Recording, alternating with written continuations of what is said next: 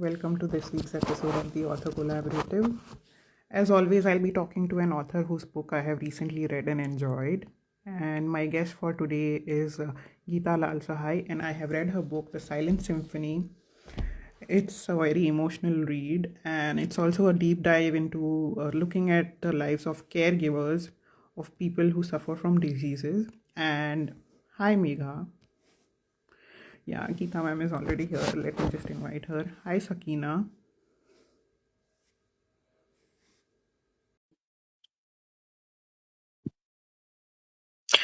Yes, Megha, I'm good. Thank you for asking. Hope all okay with you also. Uh, Geeta ji, I've sent you an invitation. See if you have been able to receive it. If not, I'll send a fresh invitation. Can you let me know in the comments if you have received the invitation?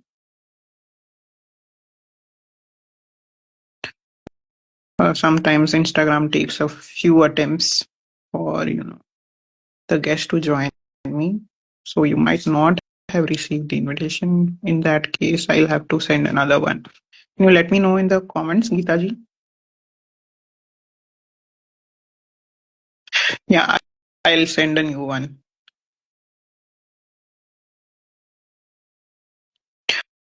Yeah, I've sent you a fresh invitation, Geeta ji. See if you received that. Hi, Geeta ji. Welcome to the show. Hi.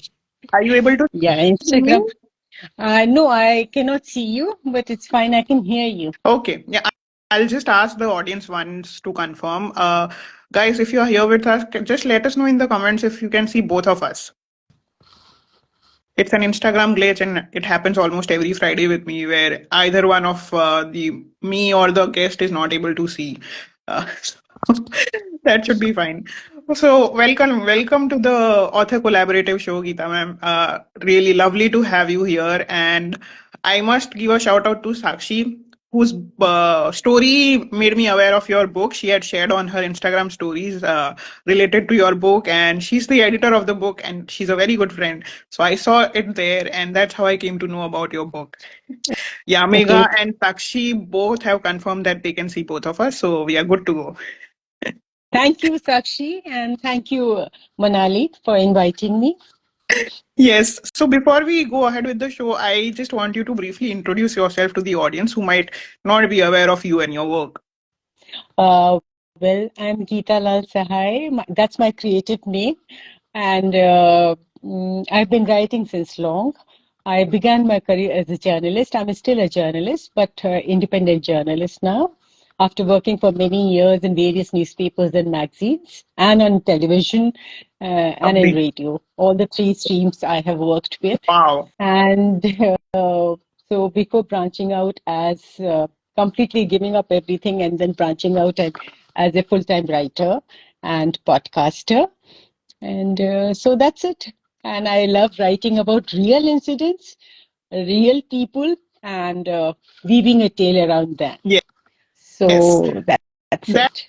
And that shows in the book that I have read of yours also, because you have talked about a disease that, let's not, I mean, I just don't want to focus on the disease, but of course that also means to make people aware about what goes on behind the people who suffer from the disease and the caregivers of the disease. But it's also a larger talk on everything else that comes with it. I mean, there's we are also focusing on the emotional abuse, the kind of dilemma that moral dilemma that the caregivers go through, not just related to Alzheimer's, but of course every other disease and every other caregiver of that disease, what kind of dilemma they go through, what kind of sacrifices they make when they are caring for that particular person. So a totally necessary read, I feel, not just to understand the disease, but also to understand the patients who go through that, and also the caregivers of all these kind of people who are giving so much of themselves while they are caring for such people. Yeah, that's true. And let me share one thing which came yesterday, last night only, Manali, and I forgot to share it with you. I got runners-up award for WOW, that is Women on Oh Writing competition, wow. and the story was about it was a flash fiction, and the story was about emotional violence.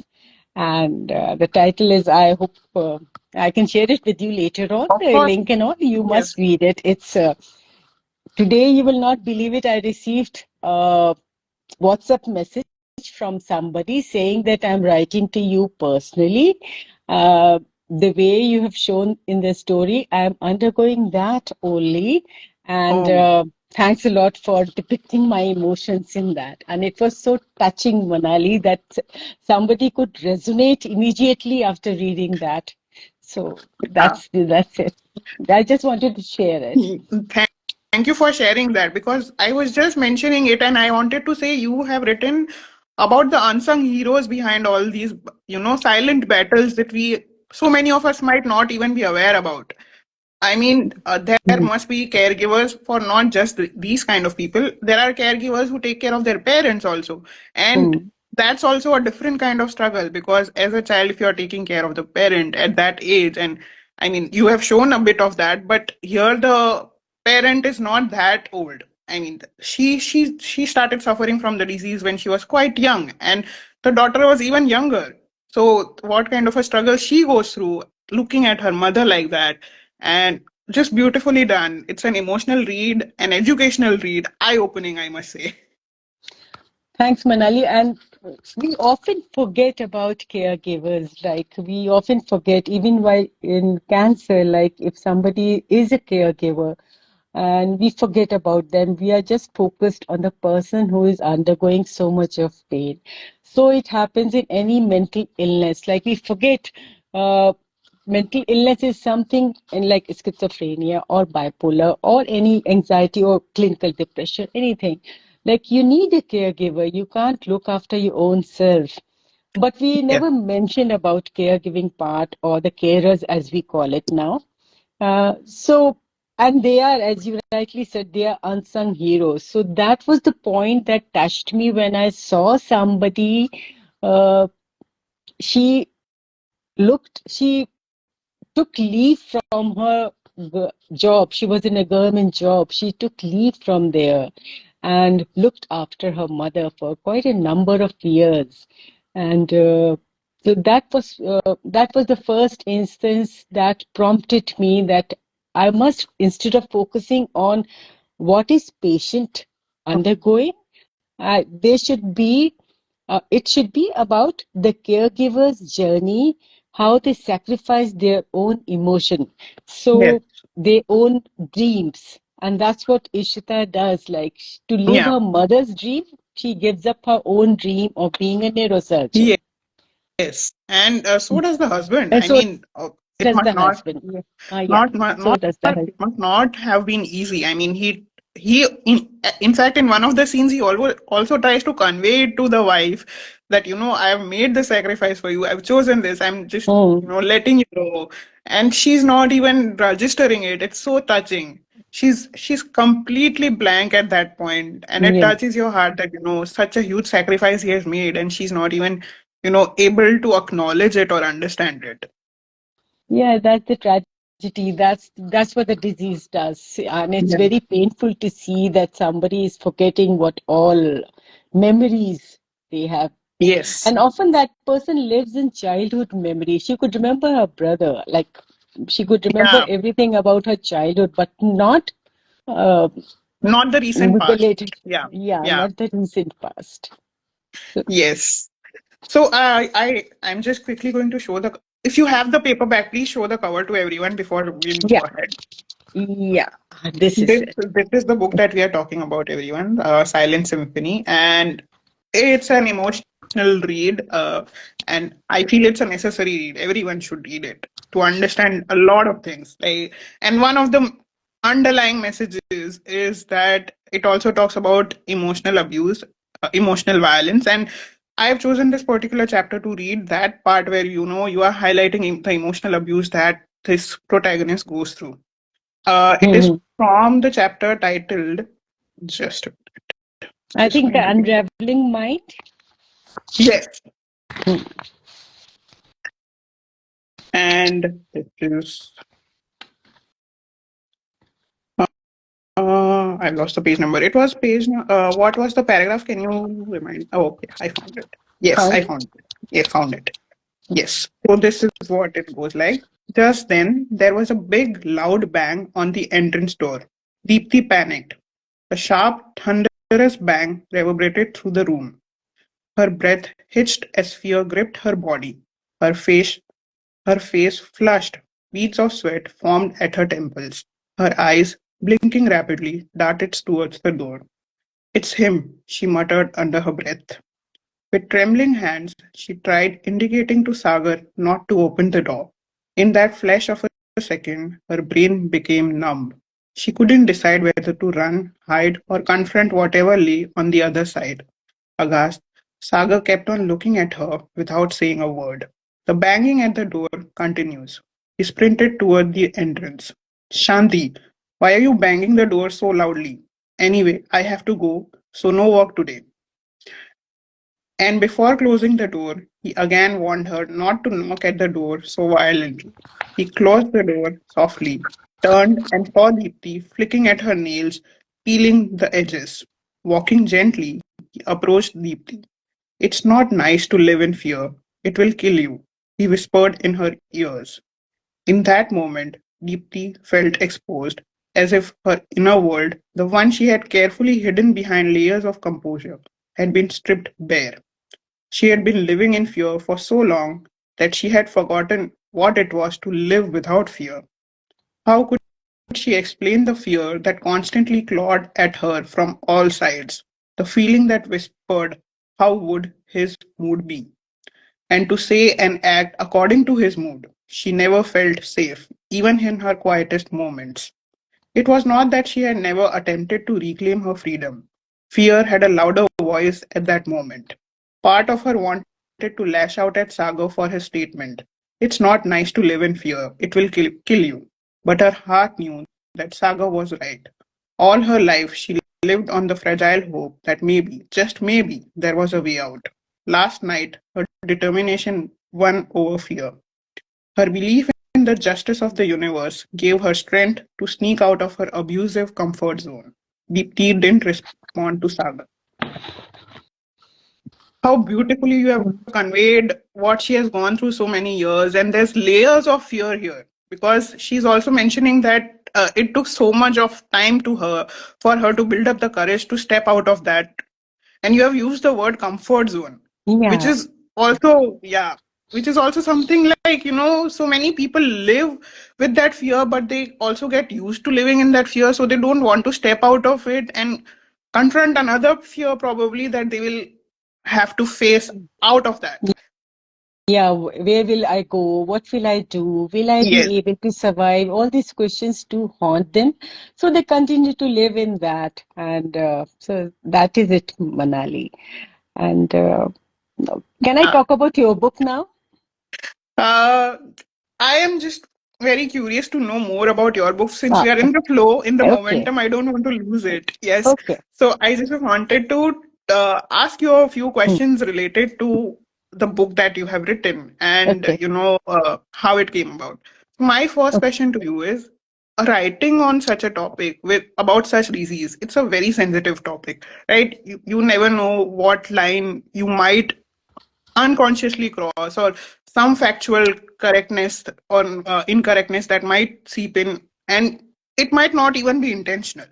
So how does one draw that line? What kind of research did you do? Did you talk to people? What kind of people did you talk to? And take us through the whole process. Well, after, yeah, I will. Yeah.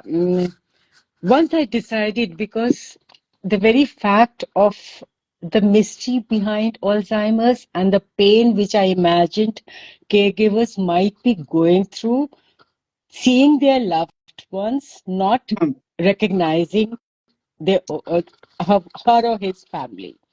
And Hmm. after that, once I decided that I would like to write upon this, so I did research, and the research, Manali, continued for nearly 6-7 months. I Wow. went Okay. to Alzheimer's Society in Delhi. I met people, the family members. I interviewed them. I have their audio interviews with me. And I interviewed nearly 10, 15 people.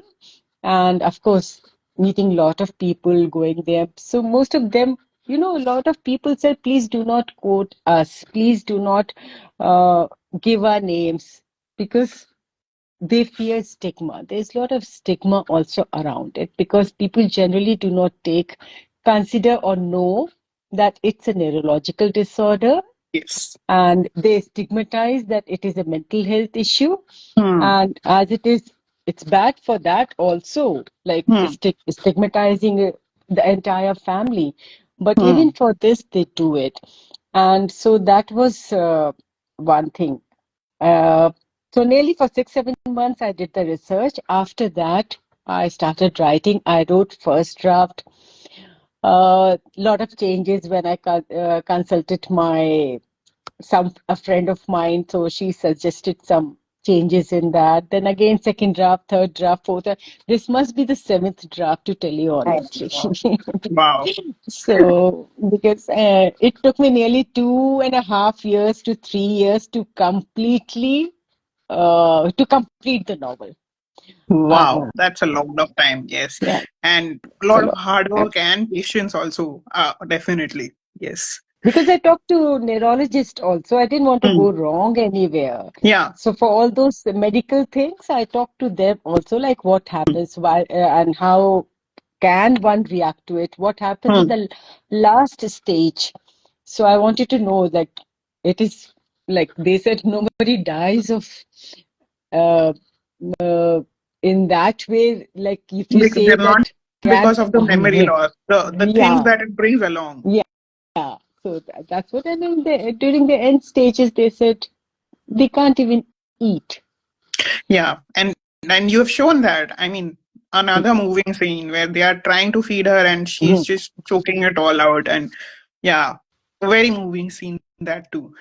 And that's another pivotal scene actually where they decide what path ahead they should take because they are not able to feed her, Hmm. and they are discussing whether to keep her at home or whether they should move her to the hospital. How would they do that? And yeah, you mentioned almost every stage and the uh, little by little that she's losing in her life, just because of the memory, what is happening to her, the rest of her body and her mind. Hmm. You've shown that very nicely. And I don't think anyone has I at least I have not any read any book where every stage of this disease is shown so much detail. And that too, I've tried doing it, mixing past, Yes. present, Yes. because they are assembling things to leave the house. And Yeah. in that, each article brings them a memory back. Yes. Yes. And another add-on question to that was that besides talking to people, was there any other forms of research? Like, did you watch any movie? Did you watch any clips of people who have spoken about this, or was that kind of research also involved? Yeah, I did a lot of research on internet, and I did read a lot of papers presented on it. International Association of Alzheimer's, which is in, I think, UK. It's everywhere, rather. Hmm. So I attended their lecture also on it, and a lot of internet research was there. There are a few films on it, so I watched them also, Oh, and then I sat down to yeah. imagine things and Yeah, devise one can characters. easily imagine the kind of research that has gone behind this. You are telling this in a single sentence, but I'm sure a lot more time and effort and thought process went behind all of that. Yeah, it did. You know. Yes. Which brings me to my follow-up question again, the second question, which I think you have already answered in part about the number of drafts that came in the process of writing this book. So tell us about that. It is quite short for such a sentimental topic, I felt, because it is less than 200 pages. For my Hmm. Kindle version, at least, it is less than 200 pages on Kindle. And was this a conscious choice? Did you choose for the book to be this short, or did the length of the story change after the first draft was written? Or if yes, tell us about how did you decide on which bits to keep and what to eliminate? Uh, I went with the character is Shita. Hmm. And so, because the story begins with her presenting her paper in Hopkins University, so the story begins, and I wanted to end with that. Hmm. So, and in between, she has given up on her relationships, on everything. Hmm. So, and then I just leave it there because that she's saying, I don't know what future brings for me, but no longer will I be alone. Hmm. And so then I thought it will be dragging if I bring her life more into it. Hmm. And what happens, I didn't want to drag anything. Hmm. As it is, I feel things should happen fast, and because life is not life, dragging doesn't anything, Yeah. situation or any dialogue, if it's dragging, I Hmm. don't like that. Hmm. It should it should be complete, finish, over. Yeah. So that was the thing. Then I thought it doesn't need anything else. Hmm. From my side, it didn't need anything else. I Hmm. decided not to give, if of course. So I'm leaving it open. Maybe uh, I can take up Ishita's journey ahead in the second Hmm. part of it. So I left it Lovely. at that Hmm. because what happens to her then after meeting so many years, she coming back and meeting her Mohit. boyfriend Yeah. of college Hmm. years. So Hmm. what happens like? So maybe Yeah. I may decide, but I didn't want to drag this thing. So Yes. I And ended it there. yeah, it's an open end. And also, see, I'm a reader who enjoys reading concise books. I don't enjoy reading books with too much detail. You should focus on the message that you are trying to put. And this is one of those books where you have maintained that. And putting it in less than 200 pages is just tremendous because, especially with topics like this, I have observed that authors tend to write more. I mean, the books are really thick when it comes to such topics: emotional, drama, sentimental, and everything. I've observed that at least it goes up to 300 pages. And this is like, it ends in less than 200 pages. I was very happy that I got the message also. It's an enjoyable story. This is perfect for someone like me. So, was Because that the kind of feedback you also got from your alpha readers or beta readers? Uh, they didn't say about the length of the book, Manali. They just said they're satisfied with it. Like I've done justice to whatever I had started with. Hmm. These are their Hmm. words. So they didn't say if the length is too short, increase the length or anything. That only Okay. my first editor, my first friend editor told me that uh, I think you should bring in emotional violence also into it. That's her suggestion. Oh, wow. So I did that. That's a great suggestion because I think that brings a lot of focus on Deepti's character and what she went through before, all of this started. And yeah.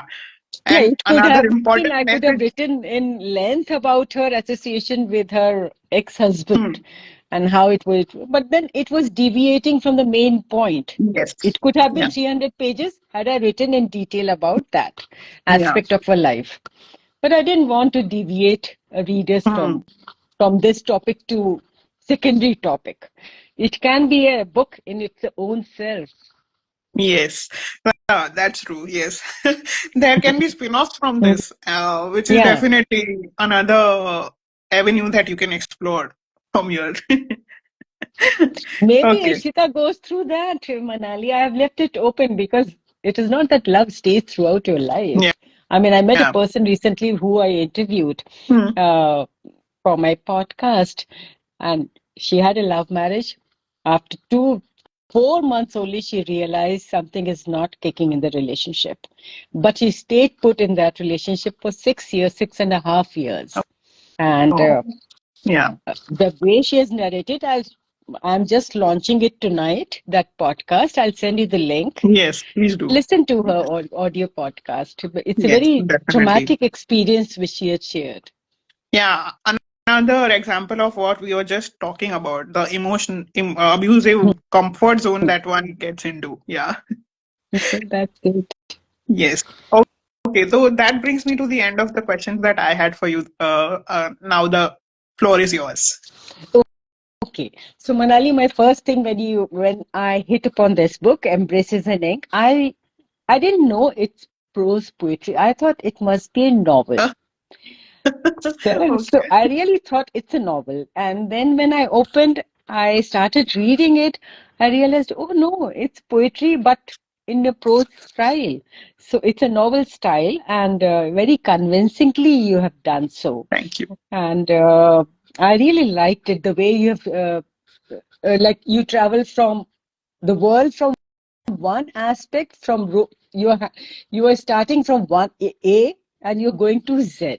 Like all the relationships are there, friendship, husband, parents, childhood, COVID times also you have mentioned. So everything is there, and it's a very Thank you. beautifully, yeah, like prose poetry combination. I found very impressive one. Thank you. So first of Thank all, I you. must tell you I'm this. just going to show the book to everyone. This is the Yeah, book that please do that. we are talking about, Embraces in Ink.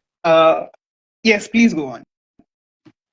I can't see you, so I do not know whether you've Yes, shown or yes, not. yes. I already showed it. Yes, please go on. Okay. ठीक है.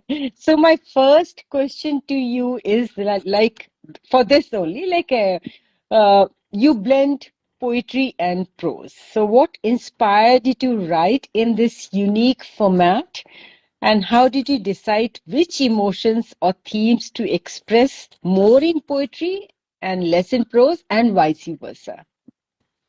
The basic format was that I am writing a letter, Hmm. and I am generally someone who tends to be poetic in my prose also. So it blended it very organically. The two forms blended, I felt.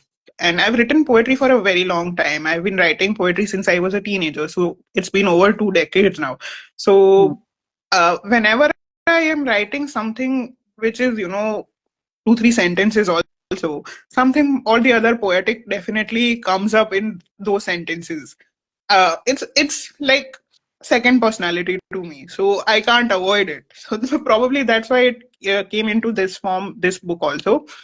And some of the letters that I have written here, they were a part of a challenge that was, writing letters to different kinds of people, and those were definitely, more poetic in their prompts.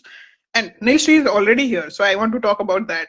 Neil Sri runs a e-magazine called Authoropod, and they had come up with a challenge, a November to Remember, in last year, 2023, and I was participating in that, and they had given us prompts about letters, Hmm.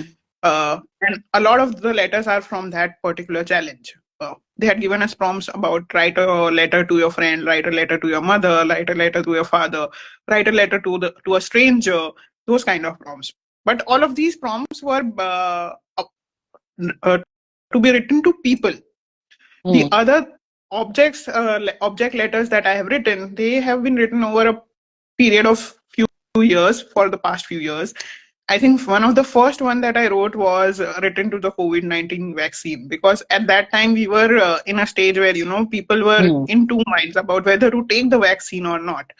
And I was one of those who was very baffled by that, because, we had been living in such a dark time. And I was like, Hmm. if a solution is coming up to come out of those dark times, how can there be a confusion in anyone's mind whether to go ahead with it or not? So Hmm. that's how the COVID-19 letter came out, and I wanted to put out my feelings there, that, I am somebody who understands your importance, and, I had been looking forward to your entry into our lives to bring us out of those times. And that's how that letter came up.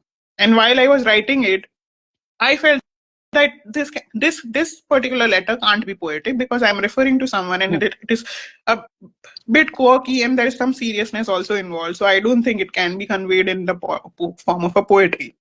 Whereas when I was writing letters to my friends, or my father or mother, I Hmm. could be poetic there, because, these are people I have known for a very long time, and they know that, I can be poetic in my feelings. And Hmm. I think it became very organically, it showed up in those particular letters where I'm writing to my close people, and they tended to be more poetic rather than prose. So You know, you're mentioning about letter writing and the prompt that you got.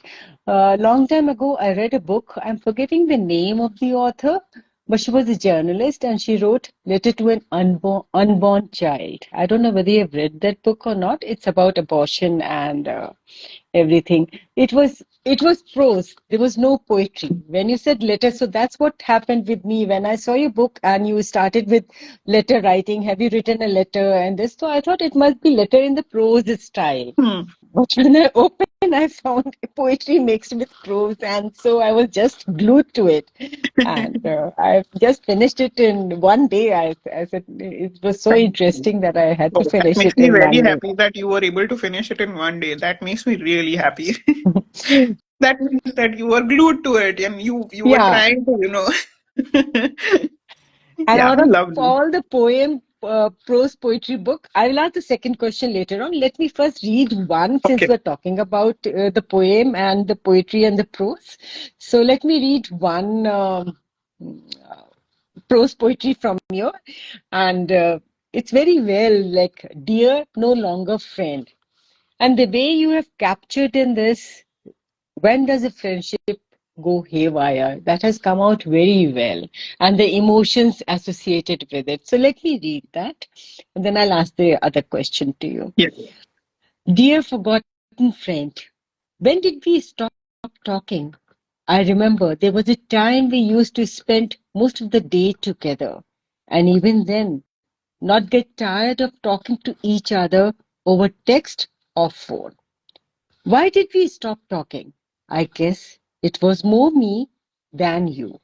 But even so, why didn't you try to maintain the relationship and stay in touch either? Who came between us? We can't blame the distances, the busy schedule, our jobs, our families, just life in general. And even that wouldn't be completely true because we both know the reasons go beyond that. You see the way you have said so many things. Can we ever get back to the way we were? I highly doubt that. And even if we try, I should warn you that I am no longer the person you used to know, and I'm sure you aren't either. Would you still be willing to try? We can both put in some effort, and even if it doesn't work out, we can spend the rest of our lives in peace, knowing that we didn't give up when life gave us another chance. From someone you used to know, someone who would like to know you all over again. See, the final words are so hitting, like you're trying to relive knowing that the people and the persons change. So, Yes. I really love this. From Thank you. someone Thank you. who you used to know, someone who would like to know you all over again. So it's Thank you very, so very much. Thank you. Thank you. And what a lovely narration. I mean, oh, lovely recital. Thank you so much for reading it out. Now I start. Do you start with a like this theme or COVID theme you have explained? Do you start with a theme, or do the pieces evolve naturally over time? Because in your book, it's not that childhood, adulthood, or romance, or something like that. It's something this, something that, sometime that. So it's not in a linear manner. So Hmm. how do you evolve a theme and how do you decide where to put which poem? So I'm going to be honest with you. When I am consciously working on a book, the themes are not decided as per. Like there is a broader theme attached to it. Yes, I knew I'm writing letters to certain people and objects that I'm very grateful about in my life, and that was the broader theme that was covered here. But in most of my books, the division of the poetry into sections, or any particular book that I'm writing, if I'm divided into sections, that is something that I do with almost all my books. Even in my short stories, if I'm doing putting out a collection, I divide it into subsections where certain kind of stories come together in one particular section. In this also I've done that, but I that stage comes at the very last, probably right before I'm doing my final draft. That's when I divide the poems into sections. For this also I've done a similar thing. One thing was very clear in my head, that I wanted to divide it into people and objects. These were the two broader sections that I was covering, I knew from the beginning. But even in that, certain sections were emerging where, certain kind of people I was referring to, certain kind of objects that I was referring to, I wanted to separate them. And that's how family wala section alag ho gaya, and then friends wala section alag ho gaya. And even with the objects, there were two sections that were, I am talking to the objects, and then the last section is where the objects are talking about me or to me. That was kind of that section. I was very close to naming Uno reverse, because the tables are turning and the objects are also talking back to me now. So those are Do you the. want me to read something from the last section? Can I read? Yeah, sure, of course. Yeah. This one I really like. Dear human, dear person who trusts me the most, the world knows you as Manali. A lot of people have a lot of different names for you, but to me, you will always be MD, because that's how you chose to christen me yourself on the first page of my body. You were 9, maybe 10. I'm bad at maths, just like you, but I do remember the year on my body said 1998, 1999. You lovingly took me into your hands, ripped open the box in which I lay nestled, looked at me in awe, then flipping me open, took the pen on your table, wrote MD in a scrawny font, and caressed it with a wide smile on your face and stars in your eyes. You wrote about your days, sometimes good, sometimes bad. You wrote out lyrics of your favorite songs. You wrote out quotes from books and movies. You made doodles of the sun, sky, flowers, and whatnot. You made me lists about various things. You wrote out your musings about life. You had me confused with your dynamic usage of my pages, but you made me feel like I was your friend. This continued year after year. My covers, colors, sizes, and the years on my pages kept changing. But I was someone you could always count on, someone you relied on, someone you trusted, someone you needed. The first crush you confessed about, the first heartbreak you experienced, the first time you bled, the first time someone made you blush, the first time someone touched you inappropriately. I was the beginning of your everything. The many fears you had, the many confusions you faced, I was the one you went it all out to, even though I was not the one who helped you out of it all. After some time, you began filling my pages with just poems. The pages kept filling up, but you never ran out of lines to write verse after verse about anything and everything. Then you came upon my advanced version, the digital version of me. Since then, you have kind of forgotten me. They only scribble down the ideas and plans for your writing. You jot down titles for your articles, stories, and other content, but never write the complete story or even a poem in and on me. And I miss it so much. So that's how it continues. It's still going. So do you want me to complete the poem or No, let no, no. the audience? Yeah. I think the audience is loving it too. So they are also appreciating your recital. They are saying beautiful read. Okay, thank you. So should I continue? Because there's one more page. Yeah, sure. My dear human, can I know more about your days again, please? Can I know more about what you write these days, please? Can I know how life has been for you since 2009? Can we just go back to being friends, please? Because let's be honest, although I may not be smart like my tech version, I'm pretty sure I still know and understand you better than any device ever would. May I also just add that I feel so blessed that out of the billion people in the world, I landed in your lap. And you chose me to be your trusted one against all humans and things. Thank you for picking me, my favorite, and probably the only one I know in your species, human. From your now forgotten confidant, dear diary.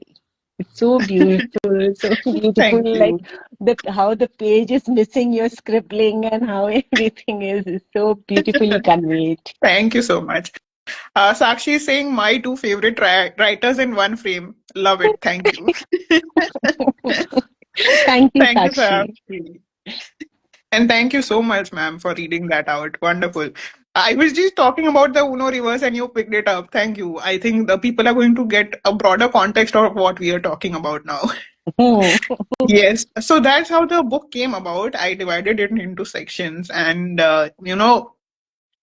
while I was writing the poems individually, probably in my head, hadn't thought about putting them together in the form of a book because some of them are quite old and some of them are from the challenge that I was talking about, November to Remember. And a few of them are really, really old. Like the one that I have written to feminist men, that was written way back in 2017 or 18. So you can imagine the number of years that have It's passed. not way back, Manali. It's not way back. 2000. I thought you were going to say 2007 or 8. You No, no, said no. 2017 or No, no, 18. इतना It's not पुराना way तो कोई back. नहीं है. Yeah, but I feel that from 2007, because my first book came out in 2018, and now we are in 2025, and this is my 10th book. So Hmm. I feel like, I've grown a lot from my first book to the 10th book, and that's why I feel it was so long ago. I was just a new writer then. That's how. That's why. So that's why I was mentioning way back, because I am counting it in the number of books that I have come up with and the number of and the kind of content that I have put out in the many years that have passed between this. But you love writing romantic books, Yes, I love stories, I do. think. Yes, yes, Yeah. yes. Yes. So now we come to my favorite part of the episode, which is the rapid fire round. Hmm. How we'll do this, Geeta ji, is we'll do back and forth. One question I ask, one question you ask. Okay. Okay. Okay. So my first question to you is, I enjoy asking this to everyone who Hmm. writes amazing male characters. So your book has four of such characters. We have Ajay, we have Mohit, we have Siddharth, and then we have Sagar. So I want to ask you, the better man in your opinion out of these four from your book, and why? I think Mohit. Okay, and you have Why? to tell us why. Yes. Why? Because he gave her freedom to do. He did not impose himself on her that no, you cannot go. Like, where will I be? What will I do without you? Or he broke off when she went off.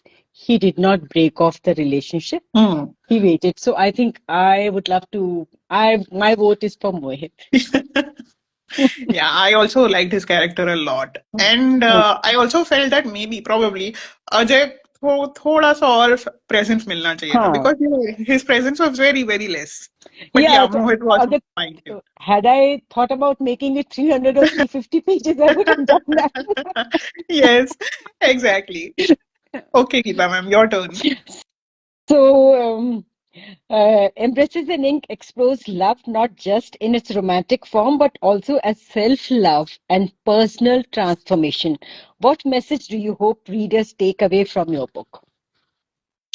I have always said this, that you are the only person you can rely on, because you are always going to be there for yourself. कोई और हो ना हो, you will always have your company, you will always have your thoughts, you will always have your creativity or whatever your talent is. It's always going to be with you. So might as well accept it, appreciate it, and let it grow. it's only going to be for your own betterment. So, and this is something that I've embraced in the past few years, and now I am wholeheartedly like, I am awesome. I have to keep telling myself I am awesome. Only that's the only way to survive the difficult times. I feel I can do this. I'm awesome. I've done so many things so far. This is also just one more hurdle that I have to cross. So I think that's the message that I want to convey to everyone who's reading this. That learn to appreciate yourself, accept yourself, and if you have flaws, work upon them. And If you to are be your aware of your own flaws. friend and own enemy. Yes, exactly. I can also be a very harsh critic of myself. Hmm. I know that about myself. I am very harsh to myself sometimes, and that's something that I'm working upon. But I think that is also a necessary part Hmm. to, Hello? yeah. So that, hello, yes. So Yeah. that's the message that I'm trying to convey. That Hmm. accept yourself, love yourself. Hmm. The more you do it, you are the only person who's going to be there with yourself till the end Yeah. of your life. So yeah, Yeah, we must all learn actually to be our own critic as well as friend. And that's the yes. only, so that's what also believe in. Yes. Okay. My next question to you is any particular incident from the book or during your research also that left its mark on you? And do you want to share it with us? Mm, it's very difficult to say, like pinpoint which, because I like many scenes in that, and to be objective, uh, to see the entire book as a detached person, it's slightly difficult for me. But the scene that is left, and I often like whenever I read Manali, I start crying, and that is the scene where the protagonist, she forgets her daughter's name. Yeah. Yeah. So Yeah. that's the scene that has left. Like I start imagining, suppose had it happened with my mother and had she forgotten my name, how would I feel? Though, Yeah. I mean, just to share it on a lighter note, my father, like, he did have, whether it was dementia, he never, because it's long time, it was, we were not so aware Yeah. about it. It was not But diagnosed. Yeah. yeah, so it was undiagnosed, but often he would ask, like, I'm going to college, he will ask, where are you going? He will meet me on the road, and at time he would take time to recognize. So these things were there in my subconscious mind also while writing this Mhm. novel, these Yeah. instances. So that's my favorite scene, and so whenever I read it, I my tears start dripping down. Um, I want to add my scene here because it was a moving read. Of course, there are many instances where you felt like, oh my god, Mm, I, this is heartbreaking. But that mm. one particular scene that really moved me was when Mohit is sharing about his grandfather, Oh yeah. and yeah, that and he confesses something terrible that he did, and I don't Mm, want to give spoilers, but that's a very moving scene. mm, And the way he's weighed down by that guilt mm, even today, and that mm, tells us the kind of person he is. I mean, he knows that he has done something wrong and he's weighed down by it till now, and it's haunting him. So we know he's a good person and he's regretting it. That's why I said Mohit, the Yeah. character I like. Mm, We have Tanvi here. She's saying that recently somewhere someone asked me and few others who's your worst critic, and the first answer was oneself. mm, Yes. mm. Very true. Yes. Okay. Yes, your turn. Uh, how important is the theme of healing in your work, and what role does writing play in your healing process? Like you've partly answered in the first question itself, but just elaborate on it a little bit, how your writing itself heals you, because you say it's a transformative book. Hmm. Transform yourself, you've written Hmm. somewhere. So, how does it happen? Why? So for me, writing has always been a way to vent out my feelings. And it was, of course, over the years I realized that it is also something I'm very good at, and I can turn it into a full-time vocation.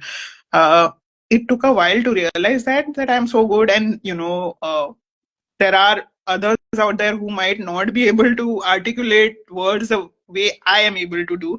That was something I realized later on, and this is something I do till today, that I don't appreciate myself for the way I'm able to express myself. That is something that I'm trying to improve upon. But having said that, once I put the feelings out in the form of words on my computer, or on a pen and paper, through pen and paper in my journal, I immediately feel better. I feel lighter, and I Mm-hmm. think that's one of the biggest signs of something working for you as a healer. Hmm. It is making you Rightly feel said. better. If it is making you feel better, it's something that is healing you. So continue doing that, and probably that's why over the years I consciously began doing writing more and more, because I realized that once I'm able to do it, I'm able to forget whatever has happened. I'm able to move on. So I think that's probably why writing is so therapeutic for me. Hmm. And one other reason is that, Geeta ji, over the years, I've also realized that this is something that I'm best at. Hmm. There are other things I may be good at, but this is something that I do the best. और इसके अलावा Hmm. मैं इतना अच्छा कुछ कर नहीं पाऊंगी. So that has also become a sort of self acceptance कि मनाली accept कर लो कि बाकी सब भी तुम अच्छा कर सकती हो, पर writing जितना अच्छा तुम कुछ नहीं कर सकती हो. That's being self-critic. Yeah, but also kind of self love, that writing is so good कि बाकी सब fail हो रहा है comparison में. Hmm. So that these two forms of self realization helped me accept writing as my healing power. Hmm. And while reading, I think it comes across to readers also how much writing means to me. And probably that's why also the way you read out also, I realized that you have also enjoyed what I have written. So that also sort of validates my belief that writing is healing, and it is healing the reader also. Hmm. Very rightly said. Yeah. True. Yes. My next question Yeah. is, have you ever written a letter to someone? Do share some of the lines if you can from that letter. I've written a letter to someone in a diary, and but I'm not carrying that diary right now. And I've written, I had written letters to God also, but not posted them. To Lovely. universe also, and not posted them. And so asking questions from the universe, asking questions like, why is this happening to me, why is it not that, why is it not, just putting questions to the universe, Yeah. so about Okay. various things. I think it's a great way to bring out your all your angst also. So yeah, letter writing is another sub form of writing that can be healing. Hmm. Okay, your turn. uh, do you believe in poetry? Do you believe poetry has a unique way of connecting with readers on an emotional level compared to traditional prose? That definitely depends on the kind of reader that you are. I mean, I cannot say definitively that Hmm. poetry could be a better, uh, you know, uh, emotional connect it could give. But No, but tell let's. me, Manali, sorry to interrupt. Tell me, like, Hmm, whenever we are depressed, whenever hmm, we are upset, it is not prose. It is hmm. often poetry the book Yeah, from a that shelf we, we take out yeah, is we, poetry. yeah, we fall back on Yeah. poetry. But then again, Geeta ji, I feel that somebody who has not read poetry or does not understand or appreciate it might not feel that emotional connect with poetry. I feel that way because, okay, let's take our two books for instance. Hmm. Your book is also an emotional read. Okay, you are talking about some Hmm. things that can have a emotional impact on the reader. And the same reader, if they read my book, Embraces in Ink, they might not feel that particular connect, maybe because they don't find it that relatable or that enjoyable. I think it varies from reader to reader. But yes, those who enjoy poetry, they will definitely feel a deeper connect with poems rather than with prose. Poetry is something they fall back on for their, sukoon. Hmm. That's the word Hmm. I use for poetry because it gives me sukoon as a reader and as a writer of poetry. So Hmm. that kind of sukoon does not come to me through prose. It only comes through poetry. But Hmm. then somebody who has never read poetry, they might not feel that way. I disagree to a certain extent, Manali. I mean, to this because I feel anybody, whether one has read or not, but during crisis times, is the poems that one is the poetry that gives them sukoon, as you said. I Yeah, feel that. That's my take on it. because what uh, really I feel proud about is that Mm, the kind of readers that my books have had, a lot of people come back and tell me that I've never read poetry before, but I enjoyed yours, and now I'm going to start appreciating poetry. mm, That's the kind of audience that I'm trying to build, and making them all poetry lovers, and maybe mm, that will help them appreciate more poetry. Somebody from someone who's more experienced, better poetry writer than I am. mm, Yes. Okay. My next question. mm. Uh, so, a letter that you would like to include in Embraces in Ink, or a letter that you might have written differently? I would love to include letter to a relationship going sour, which you have Oh, partly mm, mentioned, but that particular I somewhere I have it, but it's in Hindi mm. because whenever it's in a poetry form and a poem, and it's in Hindi. So and I don't remember now, but I had written it some years back. I remember that, and I would like you to include that when if you ever come out with the second Please version share of the it. poem with us. Uh, I would love it if you were able to recite it, but since you are mentioning you don't have it with you right now, please share it with us.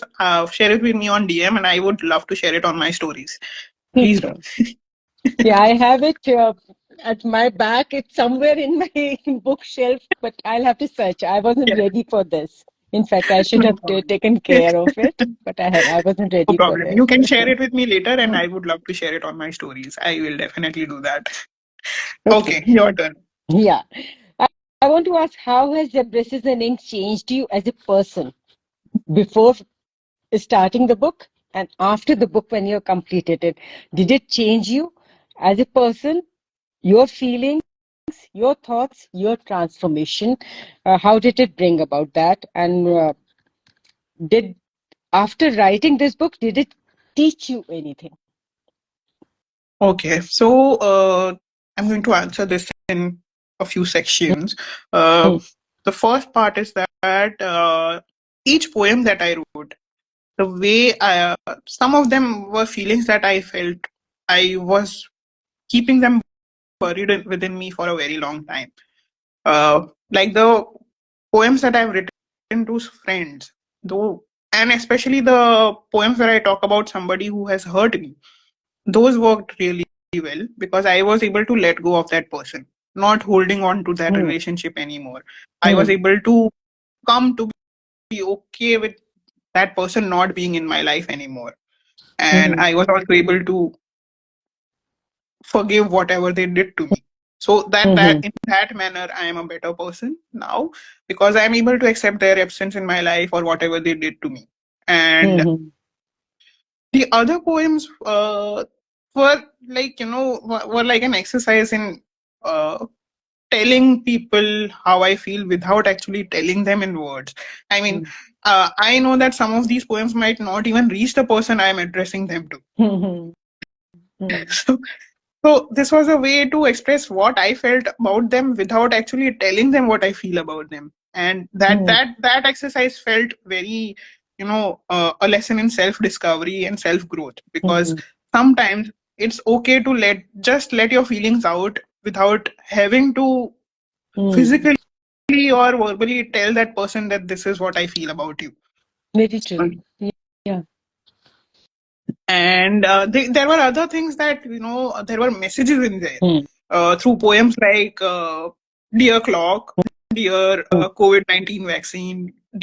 And there's also a poem that I've written about the social media handles talking to each other. And those were like, those also helped me put out messages out there about, certain things about the importance of time, importance of discipline, Hmm. and with through COVID-19 vaccine, I have also put out a message about how to handle social pressure, social anxiety, Hmm. and through the social media handles letter, I have sent out a message that too much of social media can never be good. So those were the kind of things that while writing, I also realized that I need to do these things. Hmm. So those were kind of teachings, educating myself also and educating Hmm. the person who might be reading it also. Hmm. Yeah, that's it. We always say certain things which we want also to happen to us or to implement ourselves also Yes. then. That's also there. Yes. We have Yeah. Aparna here who's saying, Hi Geeta ma'am and Manali. Just today I read Geeta ma'am's story, The Garden She Maintained, and loved it. What a coincidence. I see her today. Yes, it's the universe's message to you. Thank you, Aparna. Thank you. Okay. My last question to you is, Hmm. which character from the Silent Symphony, just a minute, I'm just going to pull it up. Hmm. Oh, yes, which character from the Silent Symphony was the most challenging and which one came to you the most easily? Any reason for that?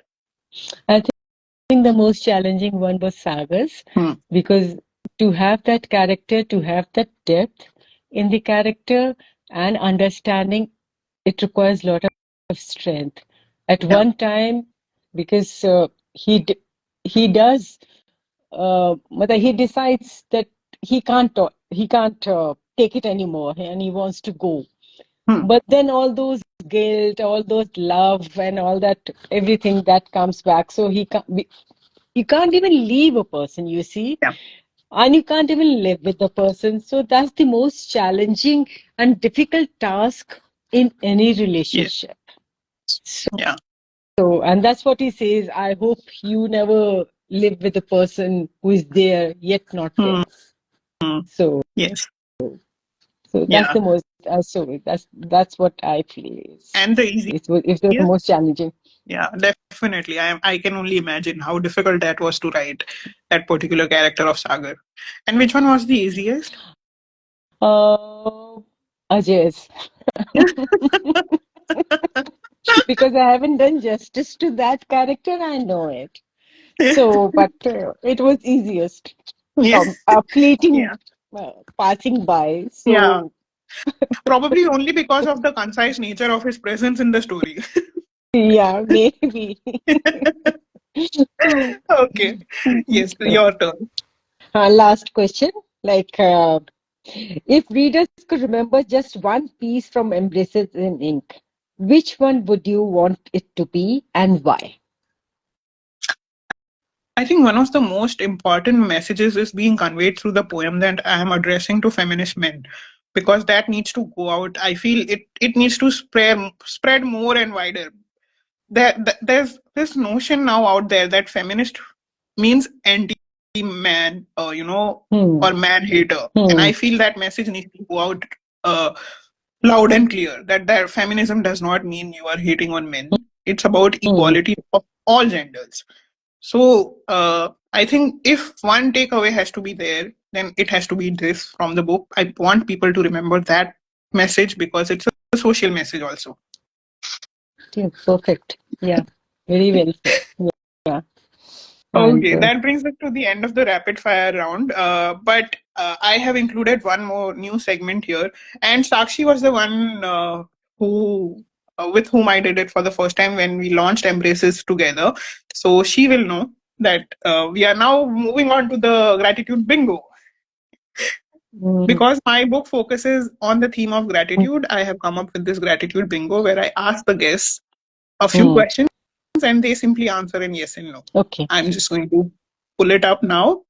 Mm, And okay. Yes. My first question is, did a random act of kindness? Uh, did the random meaning like You just have to answer in yes or no.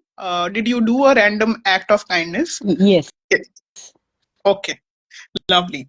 Paid gratitude to an object. I pick yes. Yeah, okay, lovely. Next one, wrote a gratitude letter. No. You should. It's very, Verb, very therapeutic. I think you should try it out. yeah. I verbally I do it, but I don't write it, which I should. Yeah, rightly said. Next one. Said sorry to someone in the last 24 hours. Every time I say it, yeah. Okay. Next one. Said thank you to someone in the last 24 hours. Yes, yes. Lovely.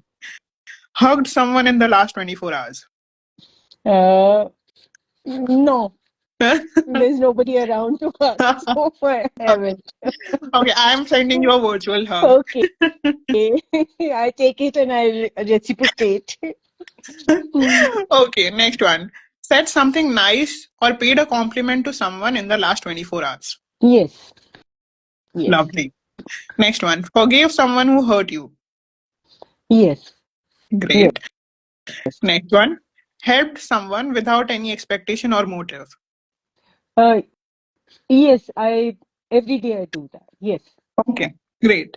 Next one. Gave someone a shout out in the last 24 hours. No, Okay, no. Mm. okay. Next one. Listen to someone with empathy and without judgment. Yes, yes, Okay, great. Next one. Spent quiet time alone outside. yes. Every morning I do that. Okay, lovely. Next one. Did not complain a whole day. It's a difficult one, not complaining, though it's uh, Yeah. it's a difficult choice. Just to do. Yeah, all the guests always get fixated Mm. on this, and I see them realizing that how much they complain. Yeah. I can. That's We true. have Sakshi here who's also sending you hugs. Sending Oh, hugs to thank you, Geeta Sakshi. ma'am. Yeah. Okay, next one. Wrote three Mm, things that you like about yourself. like about myself. No, I haven't done that. Okay. Wrote three things that you like about your parents. Mm, no, I haven't done that. Or thought about Okay. them Next one. recently. No, I won't tell a Okay. lie. No. Okay. Next one. Wrote three things you like about someone you envy. Mm, no, I don't do this. No, I haven't. Okay. Next one. Wrote three things you like about a friend or a colleague.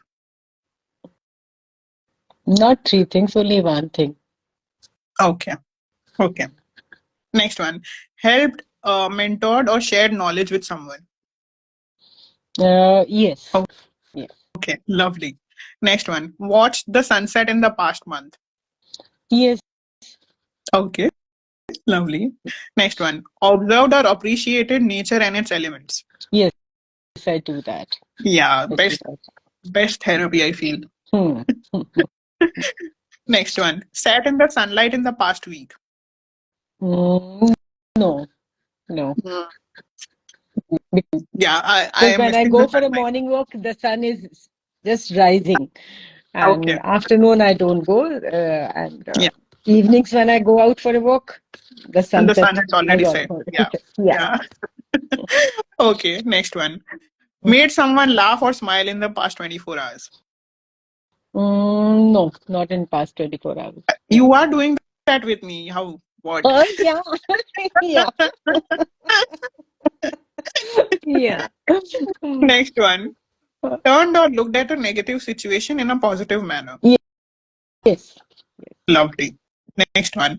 Did something this month that you have been wanting to do for a long time. Yes. Yes. Okay, great. Can I ask what that was? Uh, binge watching. Oh, Like lovely. that. Oh, actually, I wanted to include that question. Let's finish the bingo first, then we'll come to that. Last question here. Hmm. Took ownership or responsibility for your mistake. Yes, I do take that. Great. Yeah. Okay. So my question that came up in my head and I wanted to actually ask is, can you recommend us good movies and books related to the subject that your book falls in? Uh, mm, One is the Notebook, Hmm. not the Notebook where Indian Notebook film. Yeah, yeah. It's The Nicholas Sparks yeah, adaptation with Ryan Gosling. yeah. So that is very good. Then still Alice is very good. The book also. And if you give me 1 second, I just get up and bring that book from the other Yes, side. yes, It's still of there. course. Yes, Just a second. yes.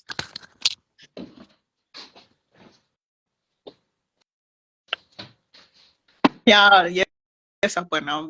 She's made us smile. She has made us all smile. Aparna here is saying we are smiling. She is responding to the question that I was asking. See, this is still there. It's still Alice. Even the film is there, and it's very Okay. good. I Okay, think lovely. people should watch it. It's there on Okay. Netflix. The Netflix. film is there on Still Netflix. Alice. Yeah. Okay, I'll check it out Hmm. today It's itself. very good book. Yeah. Okay. Even the book is very good. Yeah. So you've given us two recommendations. I've already watched Notebook, so I'm going to check out this one, Still Alice. Hmm. Yes. Thank you so much, Thank you. Geeta ma'am, for being here. It was lovely talking to you. And I ask this to every guest with whom I enjoy talking. So I'm going to ask you because I laughed and smiled a lot. Hmm. Tell us about your next book so I can start planning the next episode with you. Next book is a non-fiction which is written. I just have to edit and roll it out. It is the stories we do not tell, mental health and human rights. I have to Oh, take it out by March. yeah. So Great topic. I'm already hooked. it's beautiful, touching stories in it, like lived experiences. Yes. I'm not promoting And my book, but when I heard their stories and I wrote them, I was teary-eyed yeah, because yeah, see, that can be a moving experience, of course, because hmm, the people are sharing such raw, vulnerable stories. So hmm. I'm sure it was. Aparna is saying thank you, Manali, for inviting such mindful individuals on your show. Absolutely my pleasure because I'm firstly doing it for myself. I enjoy talking to such people. And the fact that people are enjoying it is just an add on for me. Thank you, Aparna. Yeah, I enjoyed talking to you, Manali, and enjoyed the comments also, and lovely talking to you. And thanks a lot. And hope we meet again and Yes, have such collaborative sessions. And I yes. would love to I'm read looking your forward. poems, like if there can Yeah. be a show where just narrating and reading out your poems can be. Thank you I would so love much. to do Thank you that. so much, Geeta ma'am. And I look forward to reading your next book. And I'm sure we can do another episode with that book also very soon. I look forward to that. Thank you. Thank you Thanks, so much. Manali. Have a great Thank weekend, everyone. Thank you for joining. Bye. Bye.